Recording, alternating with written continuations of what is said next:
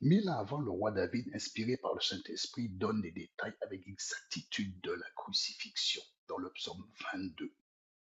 Mon Dieu, pourquoi m'as-tu abandonné? Une bande de scélérats rôde autour de moi. Ils ont percé mes mains et mes pieds. Ils tirent au sort mes vêtements. Ils hochent la tête et disent que Dieu le délivre, puisqu'il l'aime.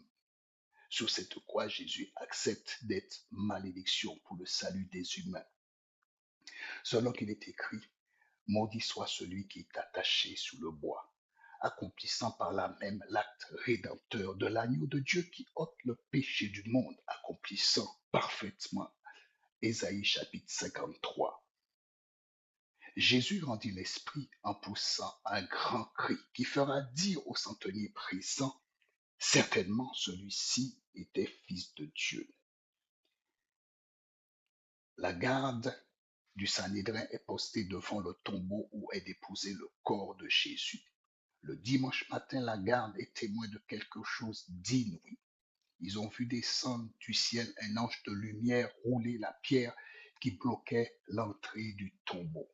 Les gardes tremblèrent de peur d'une peur paralysante, puis se précipitèrent pour l'annoncer au grand prêtre du Sanhédrin. Après avoir tenu conseil, ils donnèrent de l'argent aux gardiens pour qu'ils gardent le silence. 500 témoins attestent l'avoir revu bien vivant en chair et en os après sa crucifixion.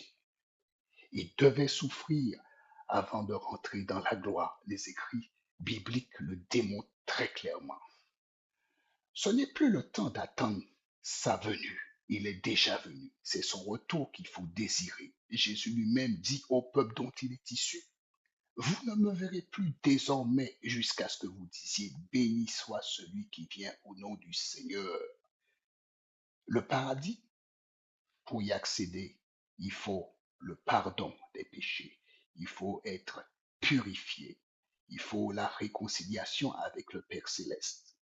Et cela, nous l'obtenons en Jésus-Christ, l'agneau de Dieu qui ôte le péché du monde.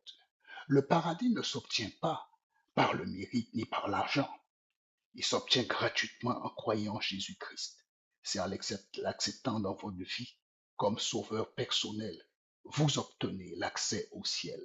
Dans le désert, ceux qui avaient été mordus par le serpent et qui regardaient le serpent d'airain que Moïse avait placé sur la perche conservaient la vie. De même, tous ceux qui regardent à Jésus ne meurent pas du venin du péché.